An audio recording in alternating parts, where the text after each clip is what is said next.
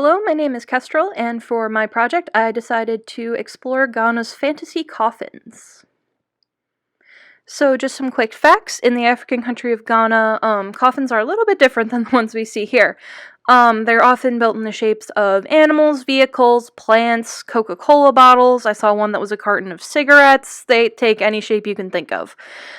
These fantasy coffins have been a part of Ghanaian culture since the 1950s, and though they're almost exclusively used for burial in Ghana, in recent years there's been an international interest in them not as coffins, but as art pieces. And there's a little fish coffin in the corner. So some history, they were invented by Seth King Quay in the 1950s. He originally designed a sedan chair, which is a chair used for transporting chiefs, for the chief of a local tribe, and he did it in the shape of a cocoa pod. However, the chief died before it could be used, and due to this, he was buried in the cocoa pod chair, and many people at the funeral were very impressed by the craftsmanship. Not long after, Quay's grandmother died, but in life she'd loved watching planes fly overhead, so according to the official website for Quay's workshop, he buried her in a coffin shaped like an airplane so that she could fly into the afterlife. And if you look, you'll see a little airplane coffin in the corner, not the airplane coffin, but it's a recreation.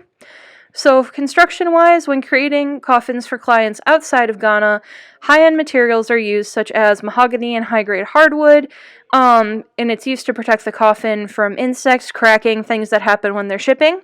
And they usually cost about $5,000 to $15,000. Local coffins cost far less, usually around $1,000, as creators can use cheaper materials since they're not being shipped. So this is Seth Kane Quay, and his airplane coffin. He lived from 1922 to 1992, and he's regarded as the first creator of the first fantasy coffins. He was a carpenter who belonged to the Ga tribe and created the first fantasy coffin, as I said, for his grandmother. And he passed in 1992, but his workshop lives on and is owned by the descendants of him and managed by his grandson, Eric Ajite Anang, who is an artist and master coffin maker. This is his grandson. He was born in 1985.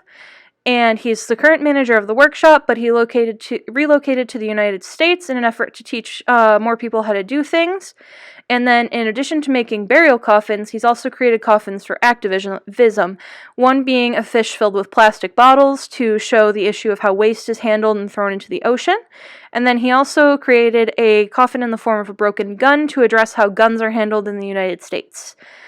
This is Pa Joe. He is the nephew of Quay, and he learned under him but opened his own workshop in 1976, and since then he has created coffins not just for burials but also for art installations around the world.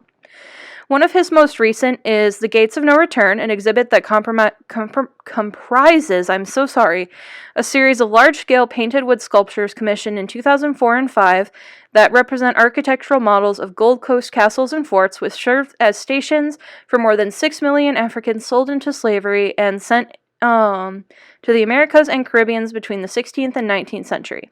He also has a documentary about him, made by filmmaker Benjamin Wigley. It follows the making of a figurative coffin from the workshop to the burial, interviews with the artist, footage of traditional funerals, and I looked, it is on Amazon Prime. It is called Pa Joe and the Lion, and you can see the cover in the corner.